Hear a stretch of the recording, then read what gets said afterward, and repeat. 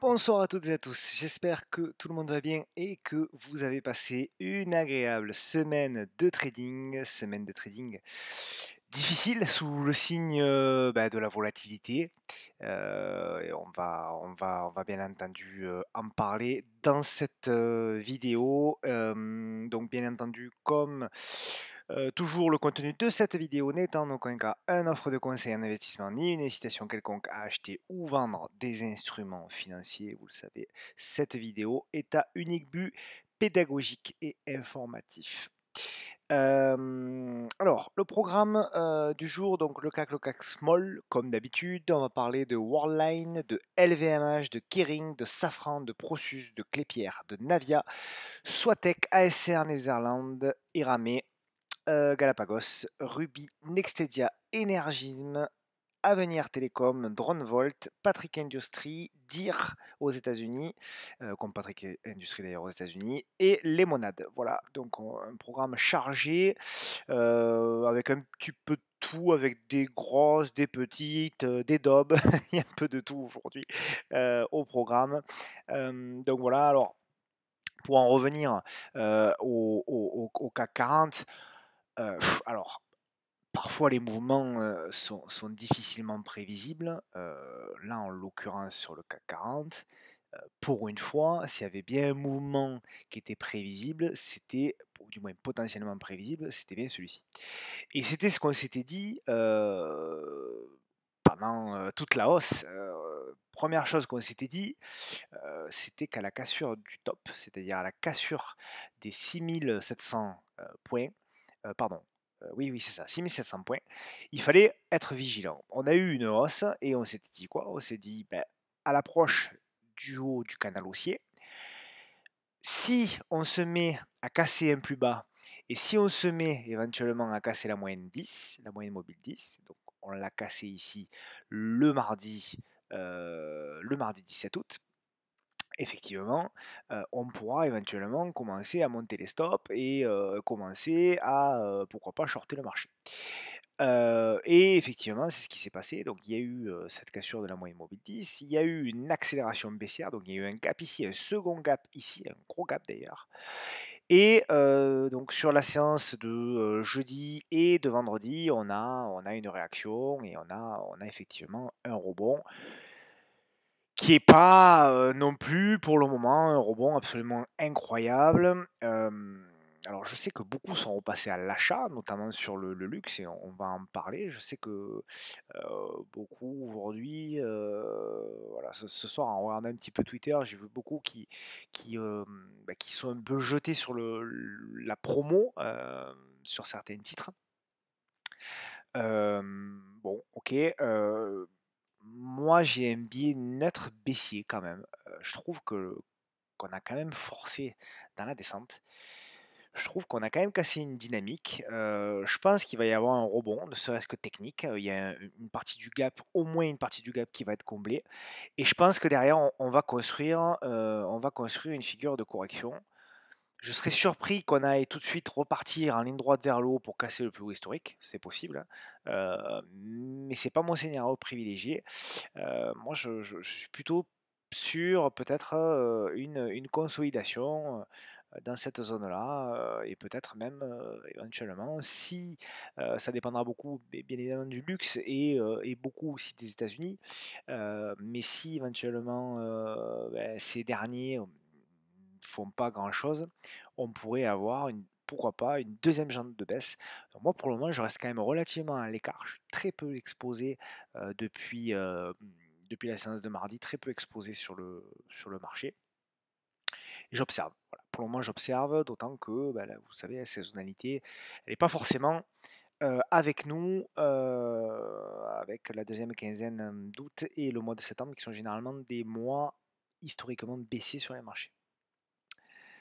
Au niveau du CAC Small, alors au niveau du CAC Small, pareil, c'est pas génial, c'est pas affreux, mais c'est pas génial. Voilà, on a toujours cette figure là, voilà, ce qu'on s'était dit, hein, cette épaule tête épaule, un petit peu inversée, mais là on dégrade, on va revenir certainement sur l'oblique.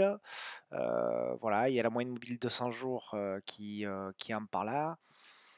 Pas grand chose de plus à dire. Ouais, pareil pour les small, je suis un peu, je suis en observation. Voilà, sur les small, je suis en observation pour le moment. Je trouve que c'est pas dégradé, gradé, pas dégradé, dégradé, mais c'est pas non plus exceptionnel pour aller chercher un dernier mouvement impulsif aussi pour le moment. Je reste en observation. Allez, on passe au titre au niveau de Worldline. Alors, Worldline, tac. Alors, on est revenu sur l'oblique, ce qui est plutôt pas mal. Il y a une belle congestion depuis 4 séances, donc ça se regarde. On pourrait certainement tracer une oblique ici, c'est le cas. Donc pas de signal, même agressif, tant qu'on n'est pas passé au-dessus de l'oblique pour moi. Idéalement, même repasser au-dessus de la moyenne mobile 200, ça pourrait être un signal où c'est que notre M10, ben là, elle est toujours descendante, on a bien capé les cours. Donc éventuellement, si vous êtes intéressé par la valeur, pourquoi pas, si les marchés repartent, tenter à la cassure de la moyenne mobiliste avec un stop sous les plus bas pour aller éventuellement chercher le comblement du gap. Je ne sais pas si c'est un gap de dividende ou un gap de rupture. Pourquoi pas aller chercher non, c'était une news, je crois, une mauvaise news sur Worldline. Pourquoi pas aller chercher une partie du gap là à combler ou la totalité, pourquoi pas.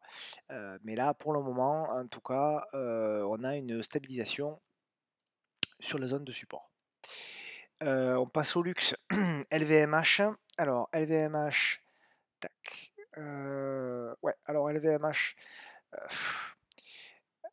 moi ça m'aurait beaucoup plus intéressé là qu'il y ait un rebond sur cette oblique. On l'a cassé, on fait un petit arrêt ici sur ce petit support qui reste un support intermédiaire pour moi. Le gros niveau ici serait plutôt un petit peu plus bas.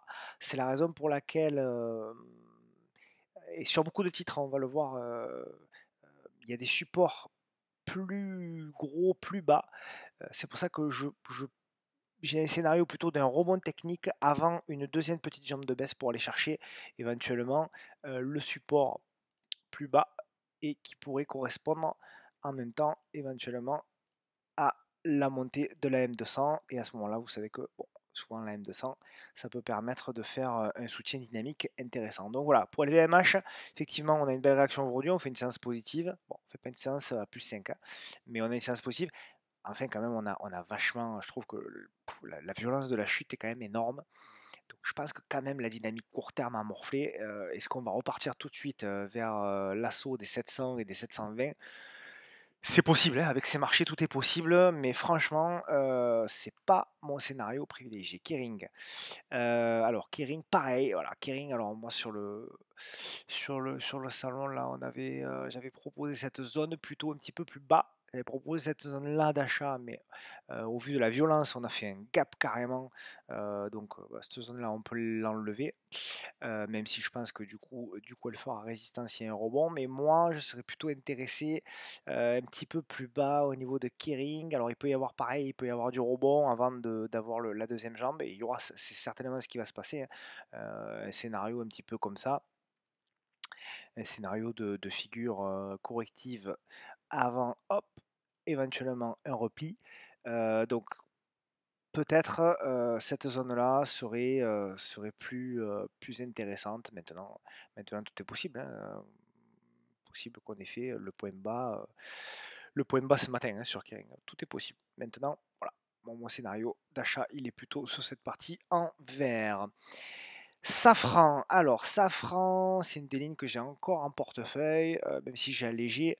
On revient dans une zone importante. Voilà, il y a deux zones importantes. Safran, toujours les mêmes. La zone 100, 105 et la zone un petit peu plus large en dessous, 85, 92, si on commence vraiment à dégrader.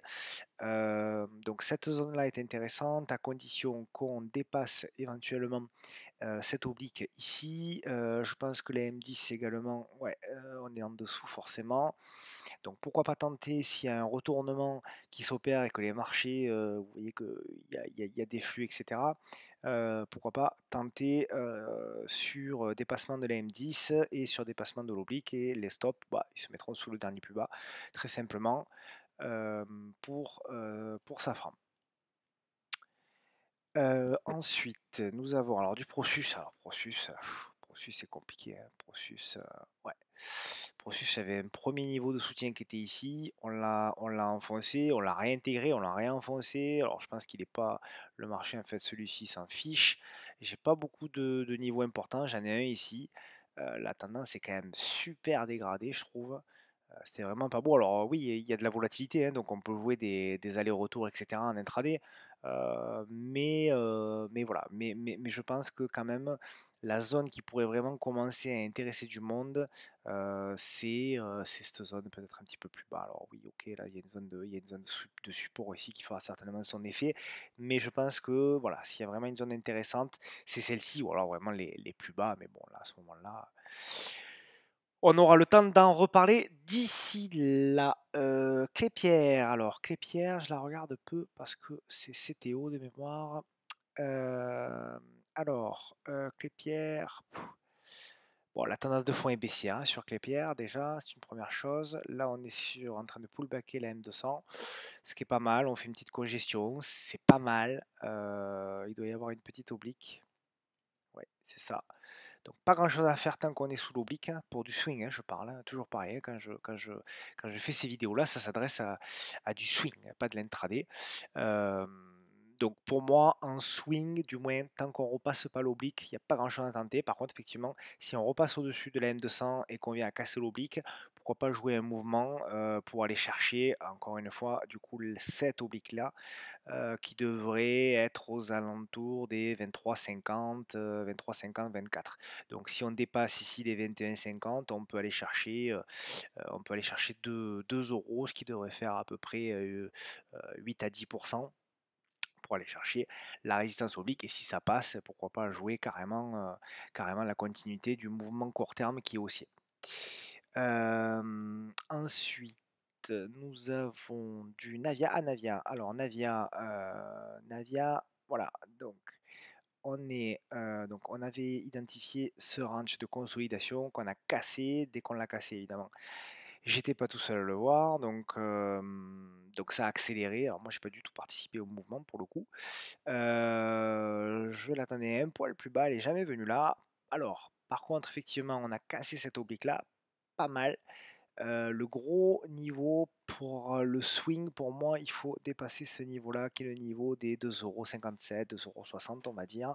Et après, éventuellement, idéalement, repasser au-dessus de la M200 et au-dessus de ce canal baissier pour pouvoir relancer la dynamique. A contrario, si vous voyez qu'on commence à revenir en arrière et réintégrer, ce sera un gros signal de vendeur. Donc là, il ne faudra pas, si vous êtes exposé sur Navia, si vous voyez qu'on réintègre, je pense qu'il ne faudra pas prendre de risques, il faudra couper les positions, quitte à y revenir un petit peu plus tard. Ce sera éventuellement un signe de faiblesse. Donc là, pour le moment, on a fait le premier mouvement. On va certainement congestionner, construire pendant quelques séances, et c'est la suite qui va, ou en cassant par le haut les 2,60 € ou en réintégrant par le bas le biseau, hein, en gros, qui donnera le sens du mouvement des prochaines semaines. Swatec. Alors, Swatec, belle valeur, hein, bien évidemment. Alors, Swatec, il y avait plusieurs niveaux. Donc, il y avait eu ce niveau ici, tac, voilà, qui était un niveau intéressant. Donc, pour le moment, on le tient, c'est pas mal. Il y a du rebond. Il y avait une résistance oblique, hop, qui a été cassée. Donc, c'est un signal positif. Hop, voilà, un signal positif qui a été marqué. Il faudra pour moi idéalement passer les 197,20 € pour pouvoir éventuellement valider le départ de ce mouvement. Et en objectif, on pourra viser les 209, voire plus si affinité. A contrario, pareil, s'il y a un signal de faiblesse et qu'on repasse en dessous des 190 €, à ce moment-là, il faudra aller chercher certainement des supports plus bas. Pourquoi pas la zone des 180 €. ASR Netherlands. Alors ASR Netherlands, c'est une belle valeur. De mémoire, à confirmer, je dis peut-être une énorme bêtise, mais il me semble que c'est une compagnie d'assurance en ligne. Moi, je l'observais parce que je voulais rentrer. Alors j'avais vu ben voilà, j'avais vu cette résidence oblique avec assez. Je suis pas allé finalement, malheureusement. D'ailleurs, hop, je peux effacer ça.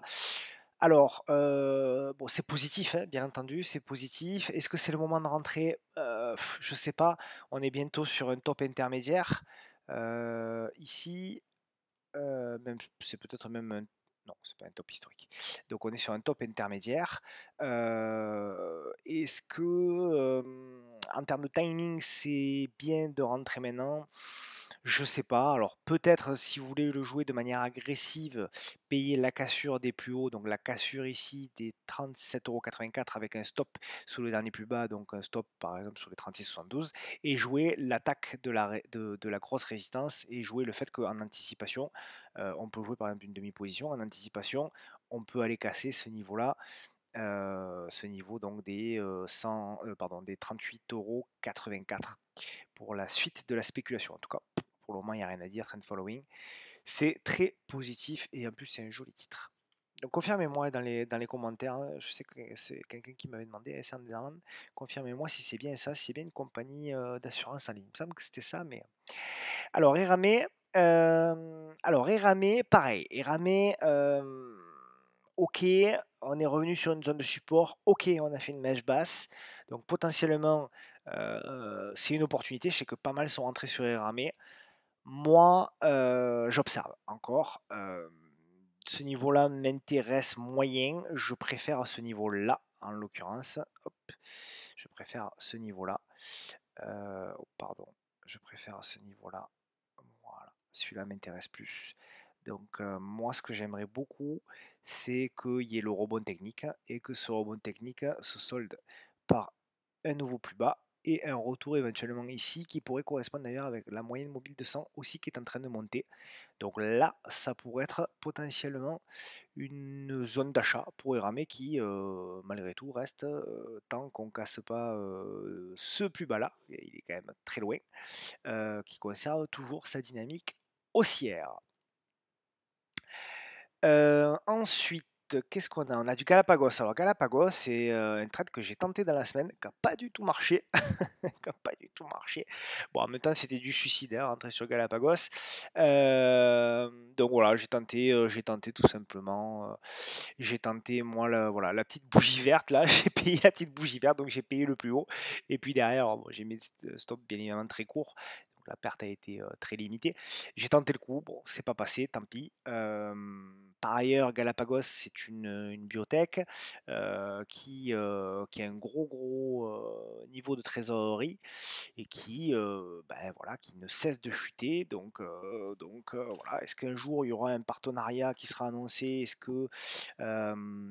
Est-ce que Galapagos reviendra sur ces niveaux? Parce que c'était Galapagos, il faut pas oublier quand même il n'y a pas si longtemps que ça, donc le 15 mai 2020, elle cotait encore 214. Là, on est à 47 €. Donc bon, euh, à voir là pour le moment, et on est toujours dans la descente aux enfers. Il n'y a pas de signal de retournement. Il y en avait un petit pour moi que j'ai tenté, mais bon, ça n'a pas fonctionné. Donc pour le moment, on observe. Alors voilà, alors après, si on veut vraiment jouer en mode trading, on peut tenter s'il y a un troisième point de contact sur le bas du biseau, pourquoi pas. Mais bon, voilà, c'est clairement une tendance très baissière et il faut avoir là-dessus un money management très serré. Ruby, on en a parlé il y a quelques semaines. Ah ben voilà, ben on est en train de revenir sur la première zone qu'on avait identifiée. Donc la première zone des 31,92, 31,40. Donc à observer au niveau de Ruby, mais pareil, même si ça m'intéresse, j'achèterai pas bêtement cette zone-là, je vais attendre une réaction. Alors, quelle réaction ça peut être? Bon, pareil, on peut tracer une oblique, hein. On peut tracer une oblique, voilà, comme celle-ci, tranquillement, et se dire que bah, la cassure de l'oblique, si le niveau de support n'est pas enfoncé, c'est-à-dire que si dans la semaine on vient à faire 2-3 bougies là-dessus et on vient à casser l'oblique, eh bien on tente le coup avec un stop sur les derniers plus bas. Et on essaie de jouer un mouvement jusqu'à, par exemple, on va dire ce niveau de résistance ici, hein, donc des 36,92, voire la M200, qui sera à peu près certainement au même niveau parce qu'il risque de descendre un petit peu, en objectif. Nextedia, ça fait un petit moment qu'on ne l'ait pas vu celle-ci. Donc oui, donc biseau descendant, cassé, là on fait la congestion, à observer, voilà, alors c'est à ce moment, hein, vous le savez, les small, les carnets d'ordre sont, surtout sur Nextedia, sont pas très épais, donc attention quand même. Mais voilà, mais pour moi, le signal, ce sera pareil, éventuellement la cassure de de ce petit biseau descendant là, qui fait office de pullback. Surtout, le dépassement de la zone des 1,10 €, 1,10 € qui pourrait être, 1,10 € qui pourrait être un 1er signal. Après il y aura encore du travail, hein, bien sûr, il faudra passer la M200, il faudra passer ici ce gros niveau-là des 1,20 €, mais voilà, si on veut tenter un coup agressif, en mode agressif, on peut tenter un achat au-dessus de 1,10 € avec un stop sous les, allez, on va dire sous les 1 € tranquillement par là, stop d'invalidation en clôture pour pouvoir jouer un mouvement spéculatif vers le nord. Alors, on passe à quelques daubes. Alors, énergisme, c'est pas vraiment une daube à proprement parler, hein. Les fondamentaux, je les avais regardés, c'est pas si dégueu que ça. Donc le marché avait sanctionné ici. Là, on a fait la congestion, on a cassé la congestion par le haut. Ici, sur cette séance-là, la séance de mercredi, on a fait le pullback et on repart. Donc c'est pas mal du tout. Il y a un niveau d'objectif qui est ici. Ah, décidément. Il y a un premier niveau d'objectif qui est ici, qui est aux alentours, on va dire, des 5 euros. Donc il y a encore de la marge pour aller chercher, encore 22% à aller chercher. Par contre, la problématique, c'est le ratio gain-risque, parce que là, du coup, pour moi, le stop, il se situerait plutôt sous ce support-là, donc 25. Vous aurez un stop à 25 et un objectif à 22 pour moi, donc le ratio est vraiment pas terrible. Donc plutôt peut-être sur un repli dans la zone, pourquoi pas ici des 3,50 € et une petite congestion. À ce moment-là, vous pourrez, en cas de cassure de cette congestion-là, tenter un redécollage vers la zone des 5 € avec un stop sous la congestion, voilà, pour avoir un meilleur ratio. Avenir Télécom, alors pareil, hein, une belle daubasse, hein, comme on dit chez nous. Donc c'est un graphe à la Michael Landreau, un graphe très baissier. Voilà, donc bon, pas grand-chose à dire. Alors là, effectivement, il y a une zone qui est pas mal, qui pour le moment tient. Voilà, il y a une zone de support qui est ici. Il y a une congestion qui est en train de s'opérer. Donc pour de la spéculation pure et dure, voilà, on peut y voir peut-être la formation potentielle d'un W qui n'est pas du tout validé encore, hein, pas du tout, pas du tout. Donc voilà, en cas de cassure des 0,13 centimes, pourquoi pas jouer un mouvement spéculatif. Mais là-dessus, attention, pareil, au niveau du carnet d'ordre, voilà, c'est hyper dangereux, c'est un jeu spéculatif. Il y a beaucoup de faux signaux, il y a beaucoup de fausses cassures, il y a beaucoup de... Voilà. Donc attention là-dessus, on peut faire, bien sûr, de temps en temps, on peut allouer une toute petite partie de son capital pour entre guillemets jouer, hein, sur des titres spéculatifs comme celui-ci. Mais voilà, bien faire gaffe, de ne pas s'enflammer et de ne pas faire all-in sur ce genre de titre. Volt, c'est pareil. Ah, on est en train de revenir. Ah ben oui, ouais, on est en train de revenir sur une zone. Alors celui-là, du coup, c'est plus beau. On est en train de venir sur une zone de support, donc c'est pas mal. Maintenant, pareil, c'est un jouet spéculatif, hein, Volt, on est d'accord. Maintenant, voilà, bon, est-ce qu'il y a une résistance oblique ici? Ouais, c'est pas terrible. C'est pas terrible. La M10, elle est où la M10? Ouais, pour le moment, elle fait résistance également. Bon, pas grand chose à dire, pareil, c'est un jeu spéculatif, on est sur support, pourquoi pas, si on casse la M10, si on casse les 0,15 centimes, pourquoi pas jouer un mouvement, mais c'est de l'intraday, voilà, c'est hyper dangereux sans expérience d'aller sur ce genre de titre-là, donc faites gaffe quand même, hein. Et puis au niveau des US, alors Patrick Industries. Alors, Patrick Industries, donc il y avait la congestion ici sur la F200, donc on l'a cassé, on est venu faire le pullback, on est reparti. Bon, là je pense qu'on est en train de construire, une figure, donc il y a ça. Alors, qu'est-ce que ça va être comme figure? C'est un peu tôt pour le dire, peut-être un biseau descendant.